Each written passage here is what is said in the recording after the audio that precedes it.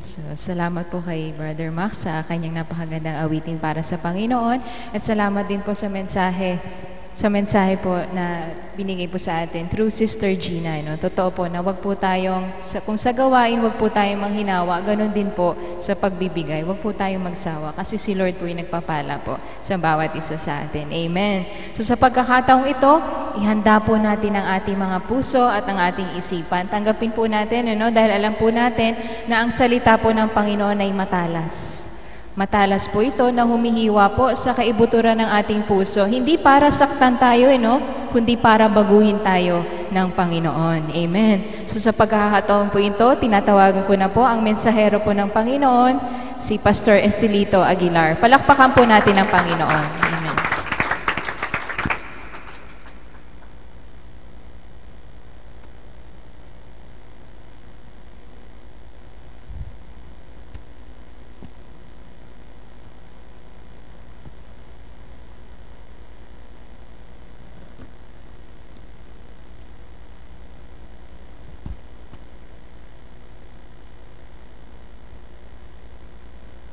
Amen. Magandang gabi po sa inyong lahat, mga kapatid. Another Sunday, another worship service. At purihin po ang Panginoon sapagkat sa gabi pong ito, hindi po tayo kukunti. Ang dami po natin.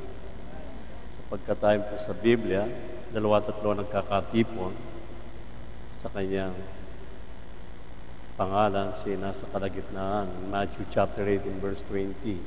Kaya hindi po tayo kukunti. Marami po tayo. Amen. And that's the power of the Word of God, brothers and sisters. Mapalad po tayo sapagkat another message, and I hope ang message na ito, pinamagatang true worship, ay maging isang aral po sa atin. Alam po ninyo, hanggang sa mga oras na ito, ang Panginoon po ay nag-aanap ng tunay na worshiper. Amen. God is looking for true worshiper, brothers and sisters. And I hope tonight ay wala pong masasayang sa ginawa po natin. Mapalad po tayo sapagkat we were able to attend this worship service. At least, malaki pong bagay ang may papayag ng Panginoon sa atin sa gabing ito. So, ang ating text, mga kapatid, ay makikita po sa 1 Chronicle, chapter 16, verse 29. In the book of 1 Chronicle, chapter 16, verse 29. Ayon po sa nasusulat, inyong ibigay sa Panginoon ang kalwalatiang marapat sa kanyang pangalan. Give unto the Lord the glory due unto His name. Magdala kayo ng andog at magsiparoon kayo sa harapan niya. Inyong sambain ang Panginoon sa ganda ng kabanalan. Bring an offering and come before Him and worship the Lord in the beauty of holiness. Purihin po ang Panginoon sa pagkabasa ng kanyang banal na salita. Amen. Wala po tayong napapansin, mga magulang at mga kapatid. Ang tunay na worshiper sa Panginoon, pag tayo po yung nag-worship sa Diyos, yung offering ay lagi namin doon, ang pagbibigay. Ito po yung mga basic na gawain po ng isang Kristiyano in order to receive the blessing from God. Worship the Lord in the beauty of holiness. Sambahin po natin siya na nandoon ang, sabi niya, sambahin ang Panginoon sa ganda ng kabanalan. Amen. So, praise the Lord sa gabing ito, mga magulang at mga kapatid. Napakabuti po ng Panginoon. Amen.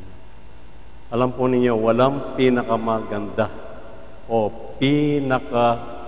mabuti sa isang tao, kundi yung marunong tayo mag-worship sa Panginoon. Amen.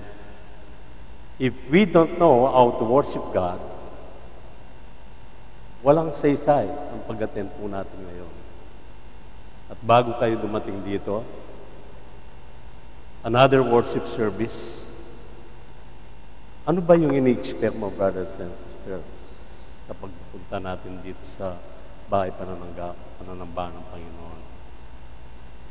Sa ganang akin, mga magulang at mga kapatid, every time na umakyat ako dito na mag-worship sa Panginoon, I'm always expecting something, a great miracle from God.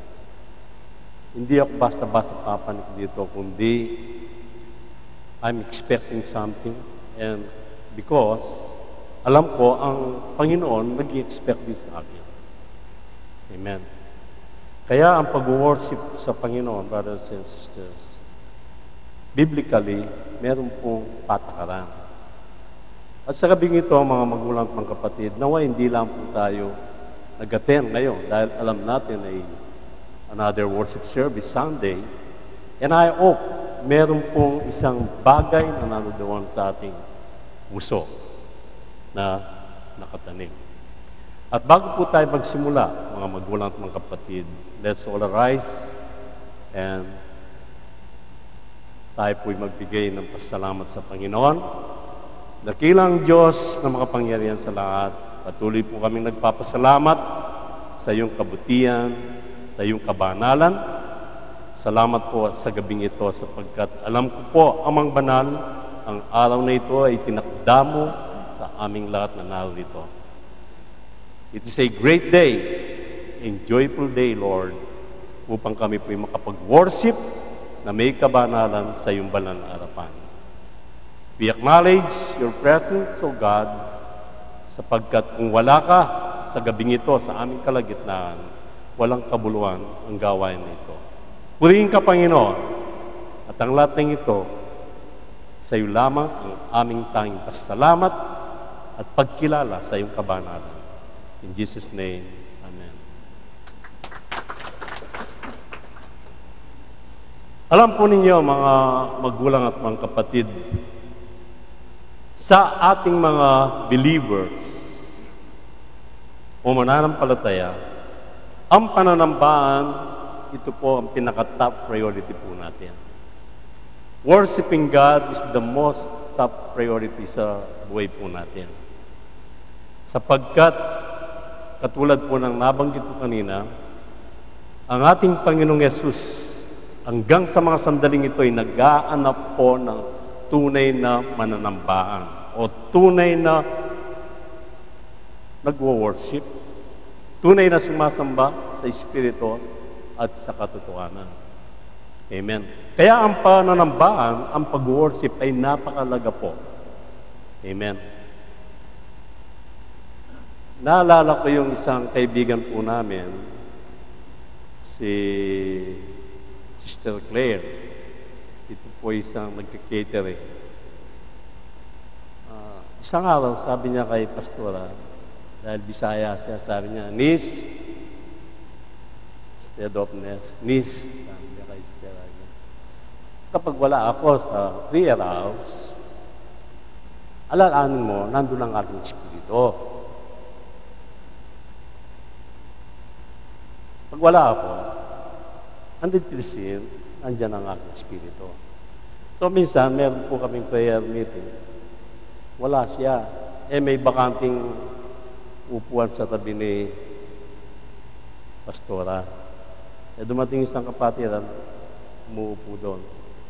Sabi ni Pastora, ay sis, huwag kang upo dyan. Bakit? Nandyan yung espiritu ni Sister Claire. Totoo po ito, hindi biro. Kung minsan tayo, ang pag-worship sa Panginoon ay ginagawa natin biro. Amen. Kung minsan, yung ginagawa natin, tsaka na lang pumunta, busy ako ngayon. Tsaka na lang, sa susunod na lang.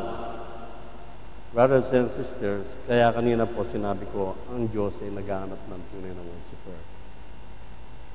Amen.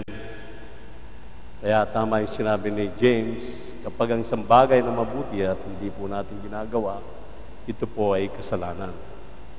Amen. So, ang pinaka-basic na human needs, mga kapatid, isa ang pag-worship sa Panginoon.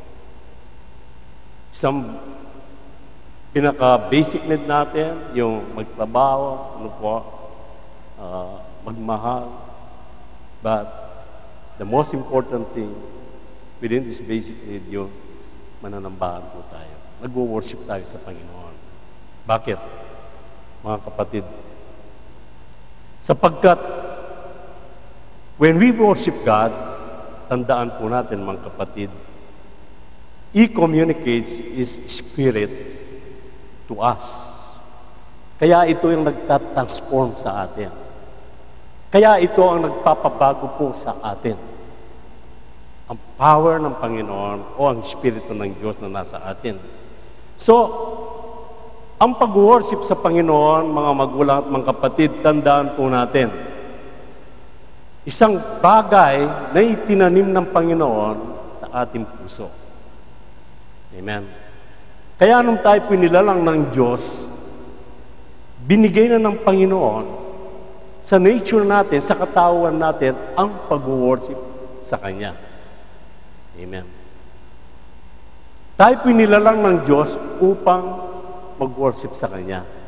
Ang nakakalungkot, instead na i-worship natin ang lumalang, ang nilalang ang siyang bino-worship po natin. Yan ang nakakalungkot, brothers and sisters. Amen. So tayo mga Kristiyano, sa Pilipinas, ang pag-worship natin mostly Sunday, at dito po sa Middle East, every Friday. Ano po? But tandaan po ninyo, mga magulang at mga kapatid, huwag nating ilimit sa ating pag-worship, hindi natin pwedeng ilimit ang power ng Panginoon sa buhay po natin. Amen.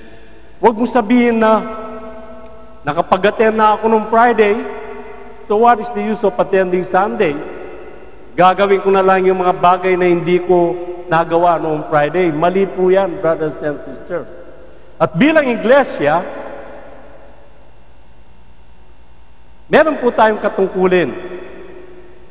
Meron po tayong tungkulin na suportahin ang gawain ng Panginoon. Sapagkat ang tunay na worshiper, brothers and sisters, sabihin ko po sa inyo, hindi tayo namimili ng araw. So we must worship God every day. Yun lang pananalangin po natin, it means we are worshiping God. We are talking to God. Amen. Kaya kapag wala kang kaalaman patungkol sa pag-worship sa isang Diyos na hindi po natin nakikita, brothers and sisters, ito po'y nagiging adlang sa paglago ng isang church. Amen. Kaya kapag tayo po, hindi tayo lahat worshiper sa kanyang iglesia, brothers and sisters, ito po'y nagiging adlang. Kaya dapat maging masipag po tayo lumapit sa Panginoon. Ang isang nakakalungkot, mga magulang at mga kapatid, pupunta tayo sa gawain ng Panginoon ng Biyernes at babalik tayo ng Linggo, but pag Lunes, iba po yung uri ng pamumuhay po natin. Amen. Ang nakakalungkot, pag Lunes, bumabalik po tayo sa dating nature natin.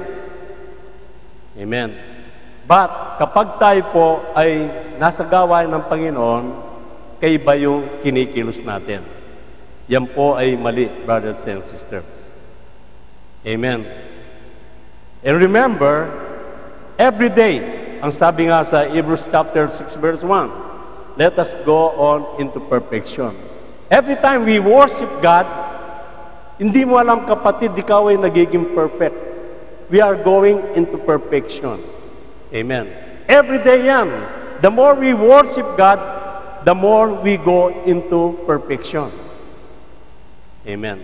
Kung minsan nakakaligtaan natin yan, why? Sapagkat we are not prepared. Kapag tayo po'y nasa gawain ng Panginoon, actually hindi prepared ang sarili natin.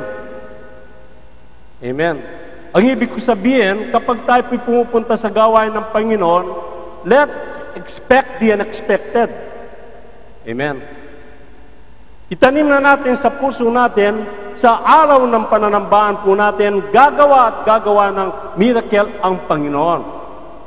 Huwag lang nating spend yung time natin na uupo, makinig, but let think about something for God.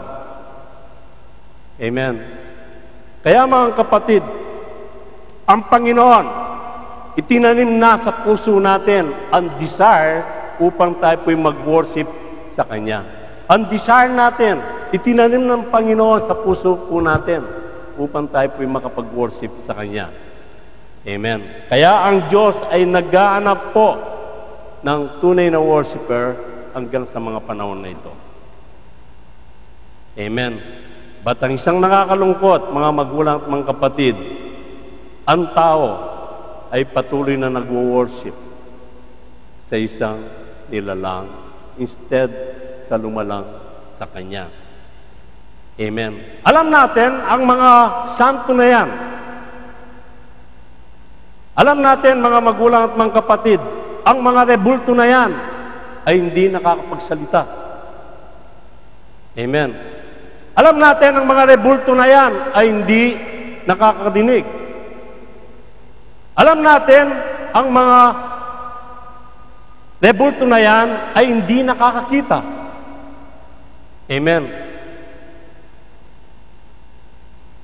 And millions of people, hindi lang millions, but billions, mga magulang at mga kapatid, ang patuloy na yumuyuko sa mga rebulto na yan. At isa na yan ng ating bayan, mga magulang at mga kapatid, na naligaw sa tunay na pananampalataya sa isang Diyos na hindi po natin nakikita. What is the reason behind this? The reason is the lack of knowledge in the Word of God. Kaya kung tayo po ay may kaalaman sa salita ng Panginoon, we will not worship. Hindi natin i-worship yung mga nilalang ng tao, but ang worship po natin is mo ang Diyos na hindi natin nakikita. Amen.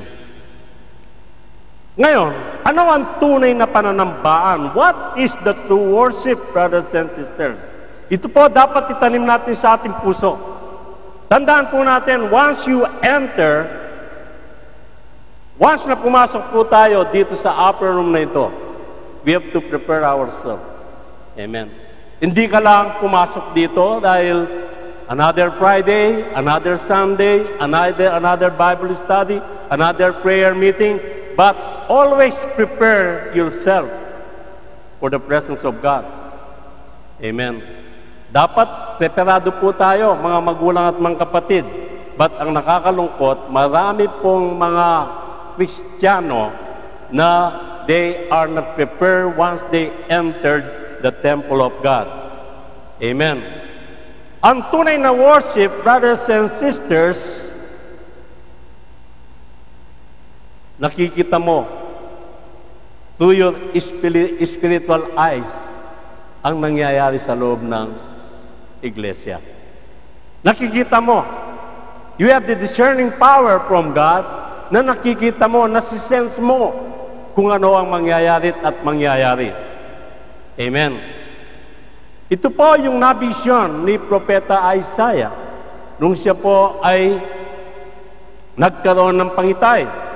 Ito ang unang nabisyon ng propeta, brothers and sisters. Kaya kung pag-aaralan po natin, ang vision na pinakita po sa kanya ng Panginoon, napakaganda, mga magulang at mga kapatid. Ito po ay isang aral sa ating lahat kung paano po tayo pag-worship sa Panginoon. Paano po ang tunay na pag-worship? Ang Biblia, brothers and sisters, ay binigyan po tayo ng tamang pattern. Maraming pattern how to worship the one true God. Amen. So, kung titingnan po natin sa book of Isaiah, chapter 6, verse 1, ang sabi po dito, noong taong mamatay ang aring Oseas, ang sabi dito, noong taong mamatay ang aring Oseas, bakit nabanggit po ni Propeta Isaiah itong aring ito na si Osea? Alam po ninyo mga magulang at mga kapatid, binanggit ni Propeta Isaiah itong si aring Osea sapagkat meron po siyang isang nakitang bagay sa kanya. Amen. Ano po ito? Si aring Osea, ito po ay naging ari sa edad na 16 na taon. At sa kanyang panunungkulan sa southern Judah, brothers and sisters, ito pong taong ito ay naging tunay na makadiyos. Amen.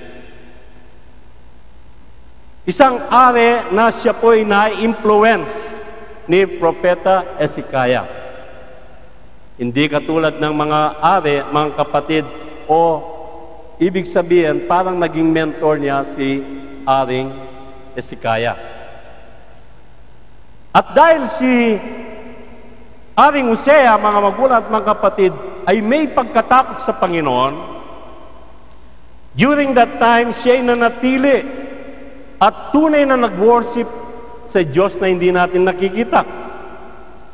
So, sa ilalim ng kanyang impluensya, during that time, pinagpala ng Panginoon ang lugar na kanyang sinasakop. Amen. So, naging mayaman sila. Naging success ang kanyang pag-aari sa southern Judah. And he was fully blessed by the one true God. But, isang araw ang nakakalungkot, mga magulang at mga kapatid, nakagawa siya ng isang pagkakamali. Ano itong pagkakamali niyang ito? Siya po ay nag-offer ng incense o kamangyang sa loob ng templo na hindi naman niya tungkulin na gawin yon. Tingnan po natin ang kabanalan ng Diyos. Amen. Once you became a man of God, tandaan po natin, ang gustong makita ng Panginoon sa atin ay patuloy tayong sumunod sa kanyang mga utos. Si aring Hosea, hindi niya tungkulin yung maggandog ng kamangyang doon sa templo sapagkat ang gawain nito ay gawain ng mga saserdote na itinalaga ng Panginoon sa ilalim ni Aaron. And from that very moment, brothers and sisters, hindi nakalabas sa loob ng templo si aring Hosea, siya po'y nagkaketong. Hanggang siya ay lumabas sa templo sa sandaling yon, siya po'y naging outcast hanggang siya po ay namatay. Amen. So, he rules the southern kingdom for 52 years. Imagine, ang tagal ng kanyang panunungkulan. Then later on, nawala siya sa pagitan lamang ng kanyang pagka-disobedience. Ay ito po'y natala sa 2 Chronicle chapter 26. Kaya mga magulang at mga kapatid, disobedience to God is a serious matter. Tandaan po na, hindi biro-biro po yan. Kaya kapag ikaw ay gumawa ng vow, gumawa ng sumpa sa harapan ng publiko o sa Diyos mismo, brothers and sisters, you have to do it.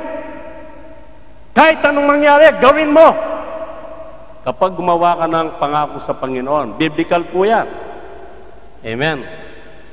So si Haring Hosea, ilang taon nalugod ang Diyos sa kanya, but in one mistake, brothers and sisters, binigyan siya ng ketong ng Panginoon.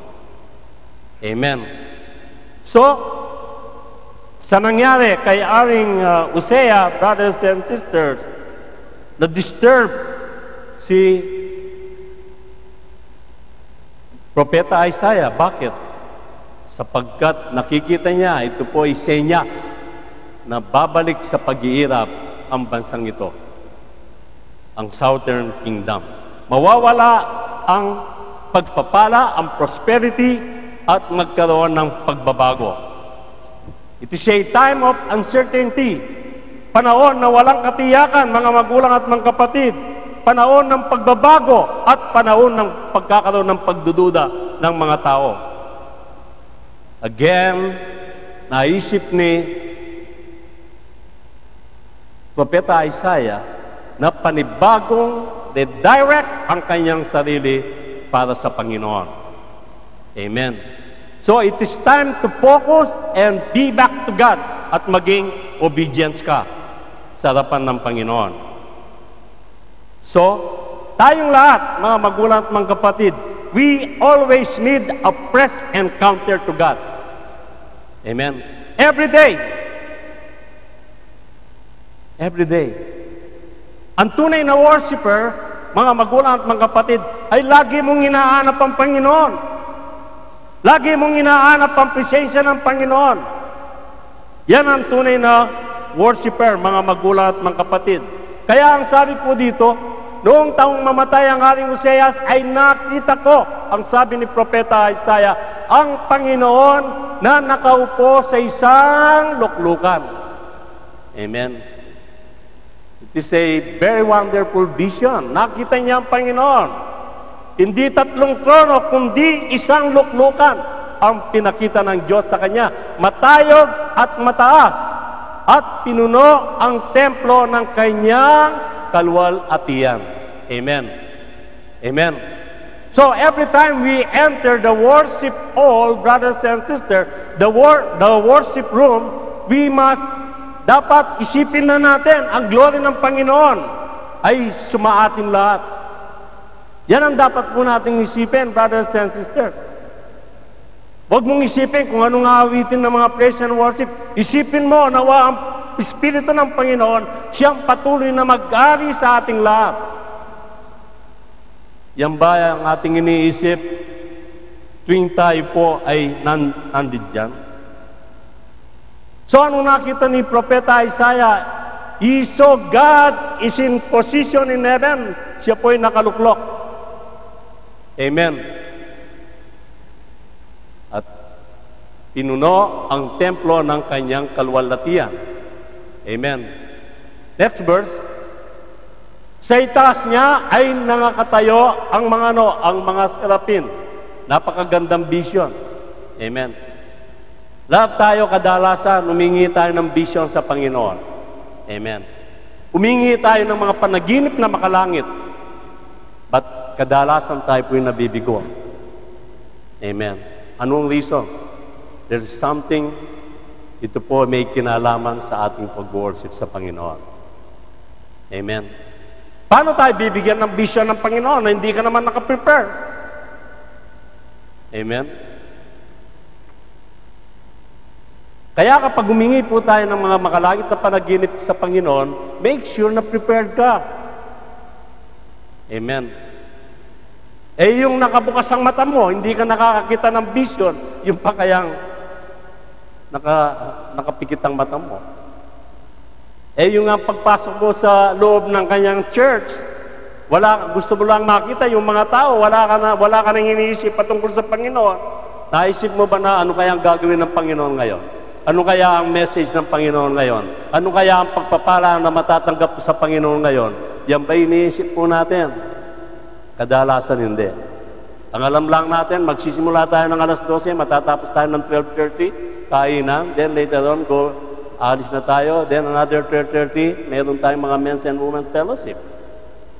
No, hindi po ganon. Ang isang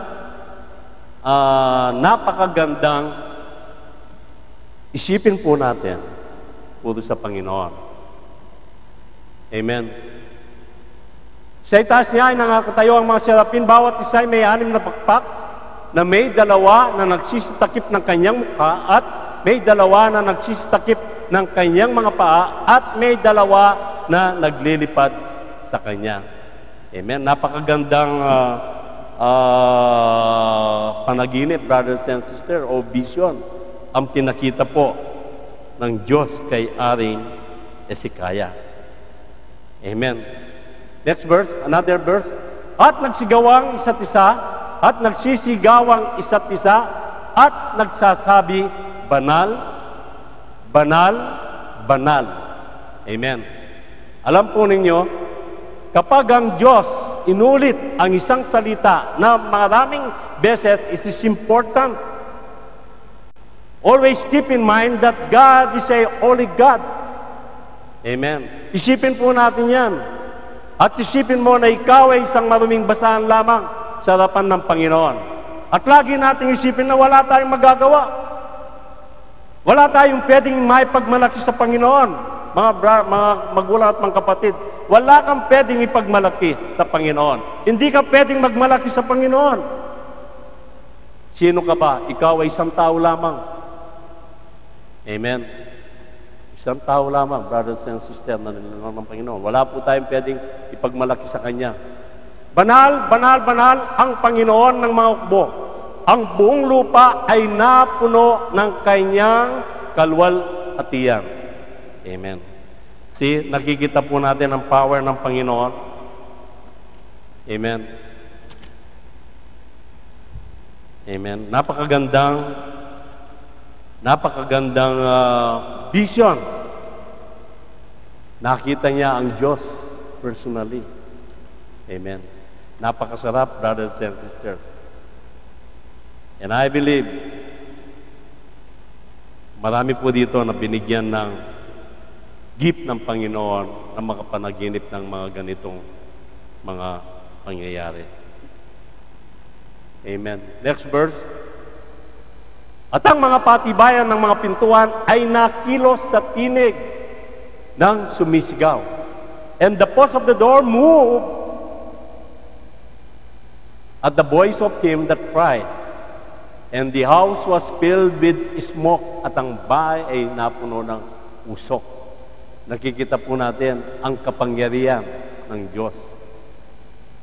Dahil lamang sa kanyang boses, ang sabi dito, the door moved at the voice of him that cried. Amen. That is the power of God. Again, in next verse. Nang magkagayoy, sinabi ko sa aba ko, sapagkat ako'y napaamak, sapagkat ako'y lalaking may maruming mga labi. Nakita po natin, mga magulang at mga kapatid, si Propeta Isaiah, nandun po yung pinakababa niya, nagpakumbaba siya. Amen. Sa harapan ng Panginoon, inamin niya yung kanyang mga kasalanan. Ako'y lalaking may maruming mga labi, at ako'y tumataan sa gitna ng bayan na may maruming mga labi, sapagkat nakita ng aking mga mata ang ari, ang Panginoon ng mga ukbo. Amen. So, he was cleansed. Siya po'y nalinis. And his sins were forgiven. Kaya ang sabi po sa verse 6, nang magkagayoy, nilipad ako ng isa sa mga serapin na may baga sa kanyang kamay na kanyang kinuha ng mga pang-ipit mula sa dambana. Then, last verse.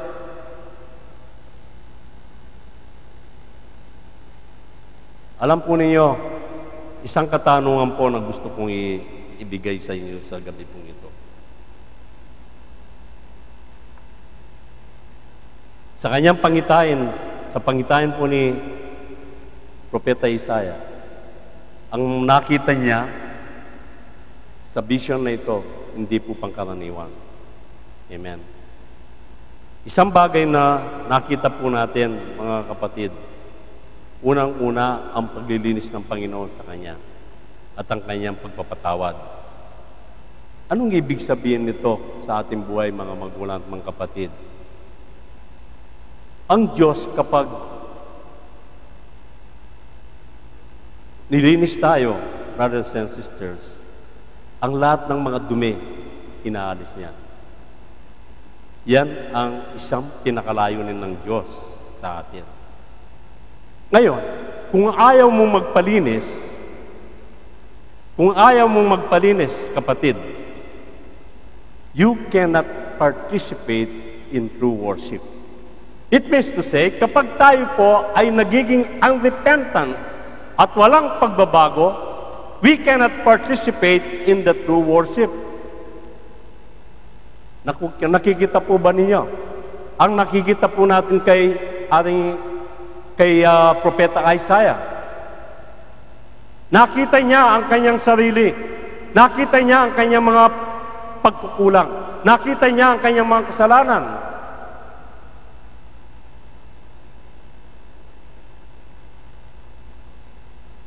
Kaya, ang isang panawagan dito, kapag nagwo-worship po tayo, bigyan po natin ng kaalagaan. So, if you are unwilling to let God purify us, we do not expect cleansing, and hence, you cannot see God. Kaya kapag ayaw mong magpalinis sa Panginoon, brothers and sisters, tandaan po natin to. Hindi natin mararanasan ang naranasan po ni Propeta Isaiah. Amen. Ano ang mga epekto nito sa buhay po natin? Kapag ayaw po nating magpalinis sa Diyos, ayaw nating magsisi, ano po yung epekto nito sa ating buhay? Ang sabi rin po ni Isaiah, in the book of Isaiah 59 verse 2, kundi pinapag-iwalay ng inyong mga kasamaan, kayo at ang inyong Diyos. At ang inyong mga kasalanan ay siyang nagpapakubli ng kanyang mukha sa inyo upang siya'y huwag makinig. Amen. Naintindihan po natin yan. So lahat ng mga iniquities natin, mga magulang at mga kapatid, ito po ang pinapag-iwalay ng inyong mga kasamaan, kaya at ang inyong Diyos at ang inyong mga kasalanan ay siyang nagpapakubli ng kanyang muka sa inyo upang siya'y huwag makinig. Kaya hindi po natin napapansin, maging sa mga prayer natin, hindi nagkakaroon ng katugunan. Kung minsan, ang nangyayari, tayo na ang tumutugon sa mga prayer na yan. Why? Sapagkat meron po tayong unrepentant heart. Amen. Hindi katulad ni Isaiah, siya po'y naging sensitive. Kaya ang gusto ng Panginoon, kapag tayo po'y pumasok sa kanyang templo, dapat tayo po'y magiging sensitive sa presensya ng Panginoon. Amen. Tingnan natin kung anong leading ng Panginoon. Pagpasok po natin sa kanyang iglesia.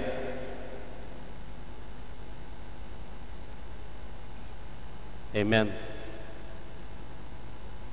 In next verse, sabi niya, at tinipo niya yon ang aking bibig, at nagsabi, narito, inipo nito ang iyong mga labi, at ang inyong kasamaan ay naalis, at ang inyong kasalanan ay naalis. Amen. Yan ang power ng Panginoon. Amen. In next verse, at narinig ko ang sabi ni Isaiah, ang tinig ng Panginoon, na nagsasabi, sinong susuguin ko at sinong yayaon sa ganang amin? Nang magkagayoy, sinabi ko, narito ako, suguin mo ako. Ang sabi po ni Isaiah. Mga magulang at mga kapatid, Isaiah became obedient to God. Amen. So dapat sa harapan ng Panginoon, kaya din nating sabihin ang sinabi ni Isaiah, Panginoon, nandito ako, available ako, Panginoon. Panginoon, nandito ako, agree ako sa iyo, Panginoon. Amen. Suguin mo. Amen. Kaya dapat, mga magulang at mga kapatid, tayo po ay sensitive sa leading ng Panginoon. we must always be obedient. Ang pagtupad, mga magulang at mga kapatid, ay napakalaga po. Amen. Kaya anong pangako ng Panginoon sa aklat ng Deuteronomy? Sabi niya dito, at mangyayaring kung iyong didinggin, masikap ang tinig ng Panginoon mong Diyos. And it shall come to pass, if thou shalt hearken diligently unto the voice of the Lord thy God. Kaya kung sensitive po tayo sa leading ng Panginoon sa loob ng church, if you are sensitive, mga magulang at mga kapatid, may pangako ang Panginoon. Amen. May pangako ang Panginoon sa atin. But ang nakakalungkot, kadalasan hindi po tayo nagiging sensitive. Bakit? Sapagkat hindi tayo tunay na worshiper. If you are true worshiper, brothers and sisters, nasisense mo na yung power ng Panginoon. Alam mo na kung anong mangyayari. Maging sa pag-awit, brothers and sisters. Kadalasan tayo po'y umaawit without feeling the presence of God. Amen. Parang sumusunod lang tayo. Yan lang ginagawa natin. But sa puso, wala yung tunay na pagsunod. Amen. Sa puso, wala yung tunay na pagsunod. Ano ang pangako ng Panginoon? At mangyayaring kung iyong didinggin, pasikap ang tinig ng Panginoon mong Diyos upang isagawa ang lahat niyang utos na aking niutos sa iyo. Sa araw na ito ay itataas ka ng Panginoon mong Diyos sa lahat ng mga bansa sa lupa. Amen. Imagine, ang sabi ng Panginoon, to observe and to do all His commandments, which I command thee this day, that the Lord thy God will set thee on high above all nations of the earth. Totoo po yan. Amen. Itataas ka. Pero huwag kayong maniwala. Kapag pinagpapala ang pastor, dapat pagpapalain din yung wala pong gano'n, brothers and sisters. At bakit hindi pinagpapala yung membro? It is not the fault of the pastor. Kasalanan mo. Amen. Hindi po ako naniniwala lahat ng mga pastor ay pinagpapala ng Panginoon. Maraming mga pastor na disobedient. Kaya kung minsan,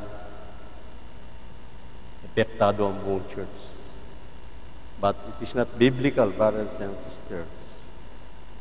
Sabihin natin, kapag pinagpapala ang pastor, dapat pagpapalain ka rin. Ang Diyos gusto kayong pagpalain. Kung hindi ka sumusunod, how God can bless you. Hindi ka bibless ng Panginoon. Amen. Kaya ang sabi ng Biblia, dapat ating didingging masikap ang tinig ng Panginoon mong Diyos.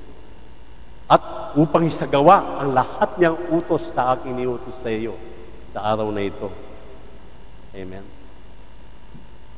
Palagay mo ba kung ikaw ay sumusunod, ay hindi sumusunod, pagpapalain ka ng Panginoon? No way. Ang obedience lang sa salita ng Panginoon, yun ang pinagpapalay niya.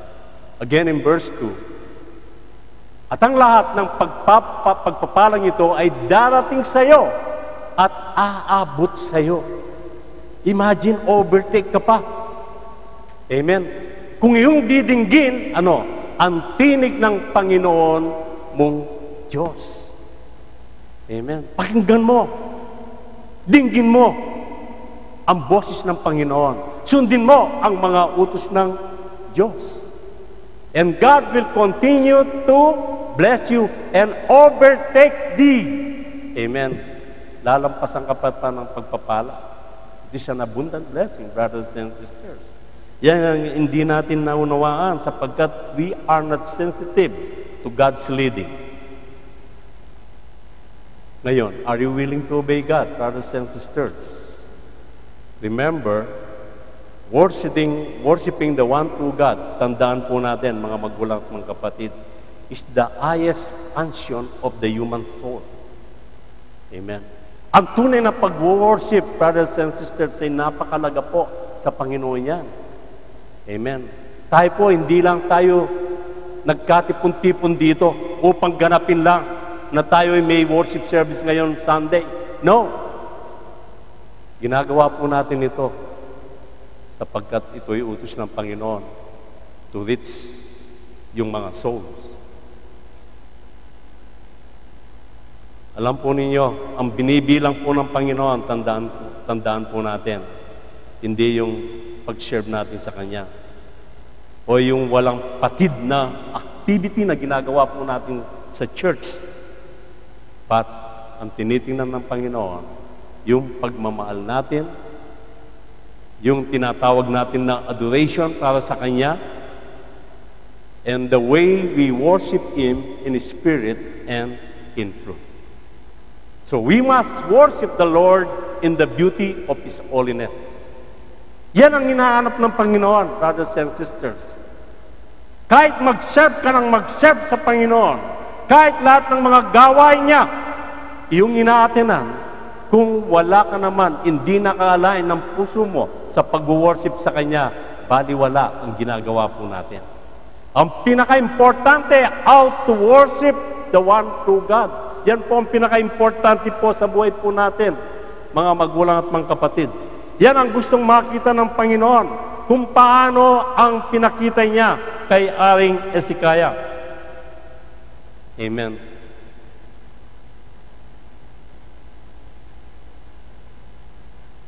Anong sabi ng Panginoon? Sinong papadala ko? Sinong magpapaayag sa mga salita ko? Sabi ni Isaiah, Lord, I am available anytime, Panginoon. Hindi tayo pumipili ng pananambaan. Amen. Dahil nakapag-attend ka na ng prayer meeting, nakapag-attend ka na ng biryan, nakapag-attend ka na ng worship service Friday, at sasabihin mo, Sunday, tama na muna yon, pagod na ako. No. That is not the way God is looking for true worshiper. Amen. O dapat ang ma-experience po, na-experience ni Isaiah, dapat ma-experience din po natin. Amen. Yan po ang kailangan, mga magulang at mga kapatid.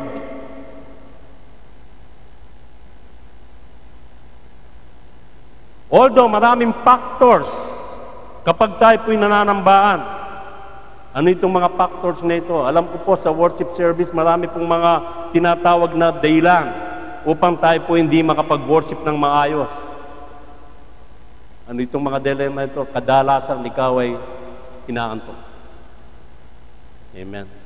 At sinasabi mo pa, nakakaantok si pastor sa kanyang message. Anong klaseng message na hinahanap po natin? At kami po, hindi kami narito bilang mga celebrity o magpatawa, but to share the goodness of God. Upang tayo po ay matuto kung paano po tayo maging tunay na mananambahan sa harapan ng Panginoon. Amen. Kadalasan tayo kapag nasa loob tayo ng church, laging upset ang mind natin. Kahit naririnig mo yung sermon, but yung isip mo ay lumilipad. Hindi ang payag ng lingkod ng Diyos ang ating iniisip. Kung minsan, pupunta tayo sa church, masyadong preoccupied ang mind natin. Ang dami nating iniisip, mga magulang at mga kapatid. Yan ang nakakapag-distract sa pag-worship sa Panginoon. Lalong-lalo na, nagkakaroon tayo ng critical attitude kapag kaiba ang tama dinig natin sa mga sermon na pinapaayag po natin dito. Amen. Ngayon, paano po natin ma-remedy itong mga bagay na ito? We must focus ourselves to God. I-focus po natin ang ating sarili sa Diyos. We must offer ourselves to God. Katulad ni Propeta Isaiah, brothers and sisters. And every time we worship God, dapat acknowledge mo na ikaw ay unworthy. Ikaw ay isang taong makasalanan. Yan po ang pinakamahalaga na maramdaman ng Panginoon o makita sa ating puso. Aminin mo na ikaw ay taong makasalanan. Aminin mo. Amen. Next verse, in verse 9 and 10, at sinabi niya, ikaw ay yumaon, at saysayin mo sa bayang ito, inyong narinig nga, ngunit hindi ninyo naunawa, at nakikita nga ninyo, ngunit hindi ninyo namamalas. Amen. And last verse,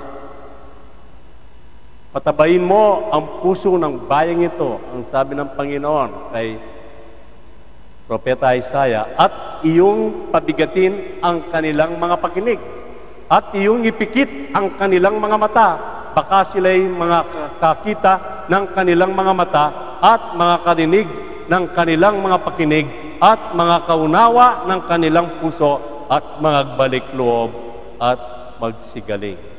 Amen. Napakabuti po ng Panginoon, brothers and sisters. Ngayon, tanungin natin ang ating sarili. Tanungin po natin ang ating sarili sa gabing ito. Bakit ka nakapag-attend ngayon, brothers and sisters? Why you were able to attend this worship service, this Sunday worship? To meet your friends? Just to meet your brothers and sisters? O para ma-enjoy mo ang worship service? O para makinig ka lang ng panibagong sermon? Mga magulang at mga kapatid, sa susunod po natin na pag-attend sa mga ganitong mga gawain, yanda po natin ang ating sarili. Buksan po natin ang ating banal na aklat sa John chapter 4, verse 23. Ang sabi po dito in the book of John chapter 4, verse 23. Datapwat dumarating ang oras, at ngayon nga, nasasambahin ng mga tunay na mananamba ang Ama sa Espiritu at katotohanan. Sapagkat inaanap ng Ama ang mga gayon na maging mananamba sa Kanya. Amen. Yan ang inaanap ng Diyos. Mga tunay na worshiper, brothers and sisters. Tanungin mo ang iyong sarili, am I true worshiper? In verse 24, tandaan po natin, God is a Spirit. And they that worship Him must worship Him in Spirit and in truth.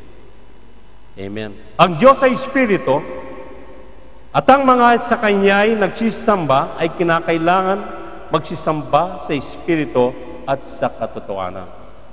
Mga magulang at mga kapatid, ang Diyos siya ang katotohanan. Si Jesus siya ang katotohanan. Amen. So once we enter the worship hall, brothers and sisters, we must prepare ourselves. Italaga na natin ang ating sarili, na ang sarili na ito ay para sa Kanya lamang.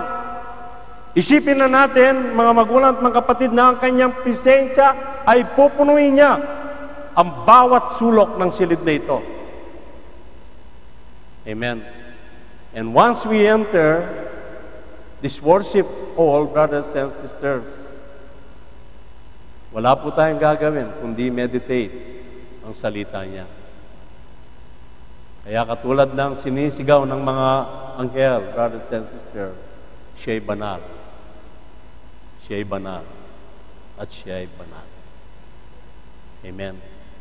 Kaya mga magulang at mga kapatid, sa gabi pong ito, naway sa munting message na ito, magkakaroon po tayo ng panibagong gawa sa buhay po natin kung paano po tayo mag-worship sa Panginoon. We must prepare always. Prepare po natin. Yanda natin lagi ang ating sarili. Every time we worship God, isipin na po natin bago tayo umakyat. Habang tayo po'y patungo dito, isipin na natin ang bibigay na pagpapala ng Panginoon sa iyo. At tandaan mo, ang bawat ginagawa natin, mga magulang at mga kapatid, kapag ito ay talagang tinalaga natin sa Panginoon, ay wala pong nasasayang. Walang nasasayang sa lahat ng ginagawa po natin para sa Diyos, sapagkat ang Diyos ay punong-puno po ng kagalakan at kabutihan sa atin. Kaya, brothers and sisters, sa gabi pong ito, gawin po natin na tayo po'y maging tunay na mananambahan sa harapan ng Panginoon. Kabilang po tayo, maging kabilang po tayo sa tunay na worshiper, sapagkat ang Diyos araw-araw ay naghahanap po ng tunay na worshiper. Remember, we are created just to worship God. Wala nang iba. Amen. Tayo po'y tumayo.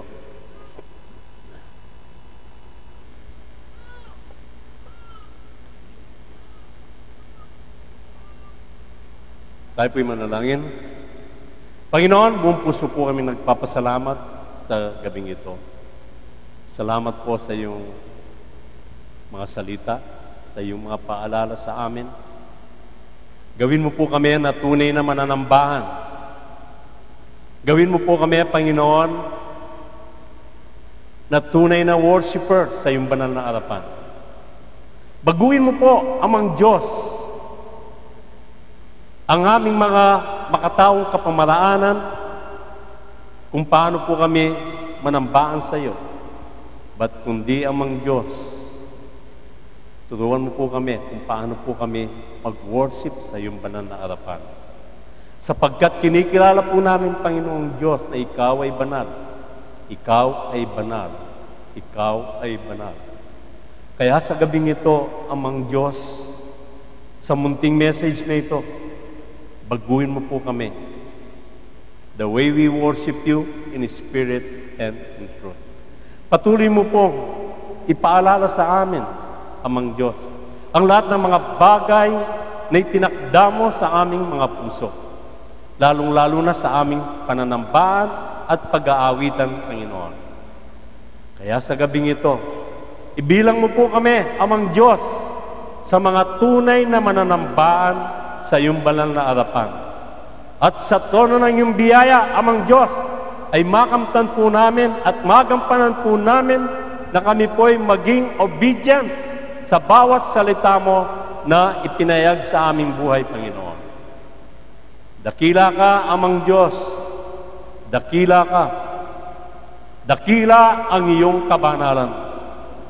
Dakila ka, Panginoon. Kaya ang gabing ito, Amang Diyos, isang gabi na hindi po namin makakalimutan, sapagkat muli mong ipinaalala sa amin kung paano ka po namin sambahin sa Espiritu at katotohanan. Marami po kaming dapat ipasalamat sa iyo, Panginoon. At alam po namin, Panginoon, ang lahat ng mga ginagawa namin na ito ay hindi pa po sapat para sa iyo, Panginoon, unless we will not obey your words. Kaya sa gabing ito, bigyan mo po kami ng malambot na puso. Bigyan mo po kami ng pusong marunong manambahan, Panginoon. Kaya ang gabing ito, Amang Diyos, patuloy ko pong nilalapit ang bawat kapatiran na narito. At alam ko, Panginoon, Ikaw ang tumawag sa kanila upang kami pong lahat ay magsama-sama upang marinig at mapakinggan ang iyong mensahe sa aming lahat. Dakila ka, Panginoon, pagpalain mo po ang bawat isa, maging mga bata at sanggol, Panginoon, ingatan mo po sila. Huwag mo po kaming iiwanan at ni pababayaan ng Panginoon. At sa bawat paglalakbay po namin, Amang Diyos, maging sa aming mga trabaho, mga kapatiran na may trabaho sa gabing ito, bigyan mo po sila ng divine guidance. Kayo pong magturo sa kanila kung ano po ang dapat nilang gawin. Lukuban mo po kaming lahat ng iyong Santong Espiritu, ngayon at magpakailanman. At maging sa aming pagtulog sa magdamag na ito, patuloy mo po kaming bigyan ng makalangit na panaginip, katulad sa pinagkaloob mo sa iyong lingkod na si Propeta Isaiah. At alam ko, Panginoon, walang imposible sa iyo. Walang imposible sa iyo, Panginoon. Hanggat kami po'y sumusunod sa iyong mga alituntunin at patakaran at sa iyong mga salita, wala po akong nakikitangad lang upang hindi mo po ipagkaloob ito sa bawat isa sa amin. Dakila ka, Panginoon, Maraming salamat po sa gabing ito. At ang lahat ng ito, aking pong buong pusong pinapasalamatan sa natatayong pangalan mo lamang, Panginoon. Pinapasalamatan ko na po, Amang Diyos, ang kagalingan sa aking lupang katawan. Ang kagalingan ng bawat isa sa gabing ito. Tunay nga, Panginoon, Ikaw ang aming dakilang manggagamot. Salamat po sa plano mo sa aming lahat. Salamat po sa mga taon na pinagkakaloob mo po sa amin.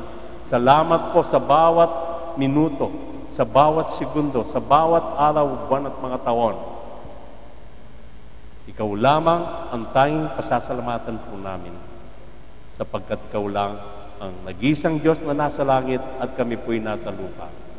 Maraming salamat po sa gabing ito. At ang lahat ng ito, aking pong buong pusong pinapasalamatan dahil sa iyo lamang. In Jesus' mighty name we pray. Amen. Amen.